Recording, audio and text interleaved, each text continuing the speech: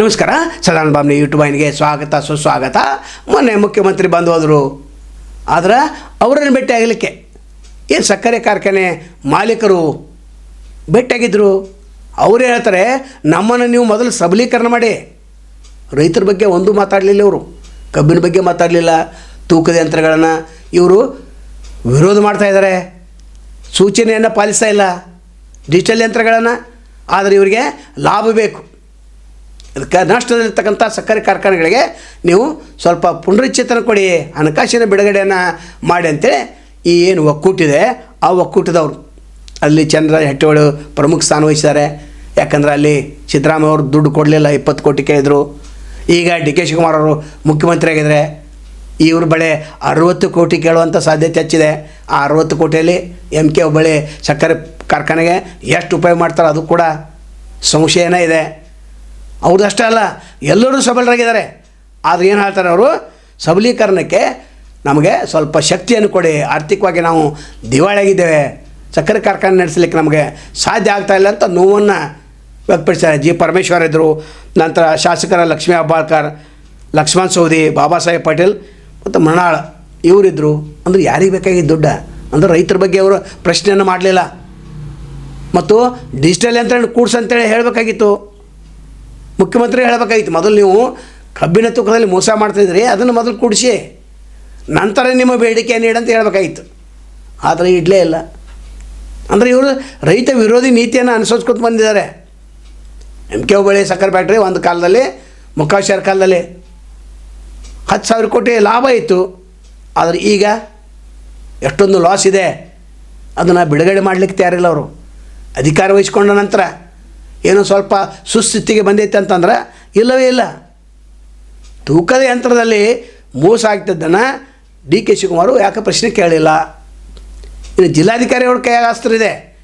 ಅವರು ರಿನ್ಯೂವಲ್ ಮಾಡುವಂಥ ಹೊತ್ತಿನಲ್ಲಿ ಇವ್ರನ್ನ ಮಾಡಬಾರ್ದು, ರಿನ್ಯೂವಲ್ ಮಾಡಲೇಬಾರ್ದು.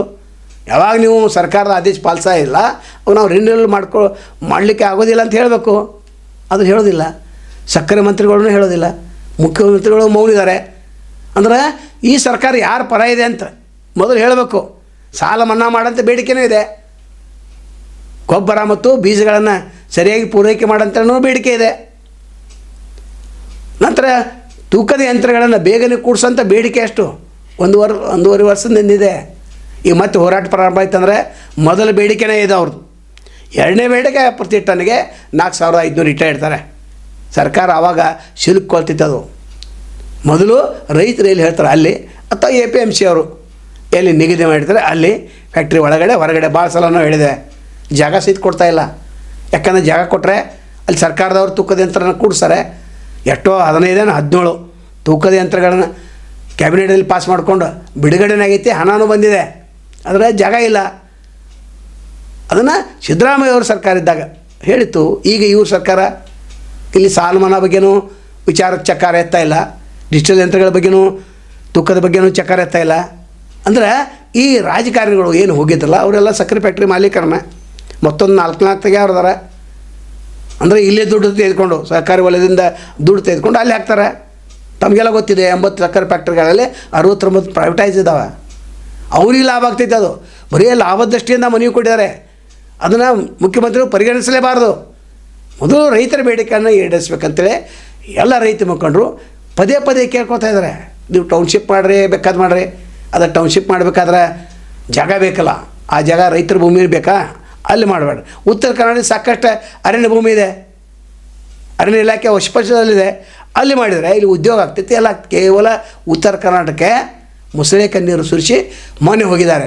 ಲಕ್ಷ್ಮಣ ಸವದಿ ಹೇಳ್ತಾರೆ, ಇಲ್ಲ ಡಿ ಕೆ ಶಿವಕುಮಾರ್ ಉತ್ತರ ಕರ್ನಾಟಕದ ಬಗ್ಗೆ ಸ್ವಲ್ಪ ಹೆಚ್ಚು ಮುತುವರ್ಜಿ ವಹಿಸಿದ್ದಾರೆ ಅಂತ. ಇನ್ನೂ 1 ತಿಂಗಳ ವಹಿಸಿಲ್ಲ. ಬರೀ ಹೇಳಿಕೆ ಮೇಲೆ ಸರ್ಕಾರ ನಡೆದಿದೆ. ಈ ಹೇಳಿಕೆ ಎಷ್ಟು ಸರಿ ಇದೆ ಎಷ್ಟು ತಪ್ಪು ಗೊತ್ತಿಲ್ಲ. ಆದರೆ ಇವ್ರಿಗೆ ಮಂತ್ರಿ ಬೇಕಾಗಿದೆ. ಯಾವಾಗ ಇವು ಮಂತ್ರಿ ಪದ ಬೇಕಾಗ್ತೈತೆ, ಯಾವಾಗ ರೊಕ್ಕ ಬೇಕಾಗ್ತೈತೆ ಅಷ್ಟೇ ಭೇಟಿಯಾಗವರು. ಸಾರ್ವಜನಿಕ ಬಗ್ಗೆ ಇವ್ರ ಚಿಂತೆ ಇಲ್ಲ, ಮತದಾರರ ಬಗ್ಗೆ ಚಿಂತೆ ಇಲ್ಲ, ರೈತರ ಬಗ್ಗೆ ಚಿಂತೆ ಇಲ್ಲ, ಕೃಷಿ ಕಾರ್ಮಿಕರು ಅವ್ರ ಬಗ್ಗೆ ಚಿಂತೆ ಇಲ್ಲ.